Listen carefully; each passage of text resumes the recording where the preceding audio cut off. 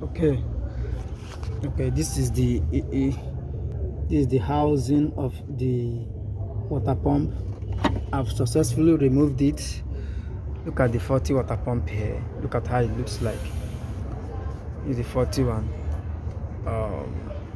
You can see it's 40.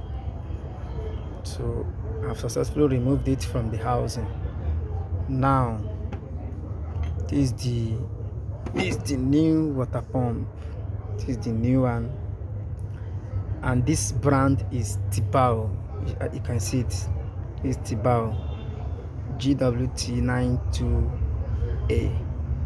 This is Tibao water pump for Toyota. So I'm fixing it now.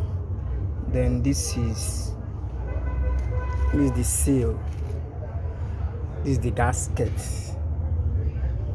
This is the gasket that will prevent leakage. If you install it without this gasket, definitely there will be a leakage.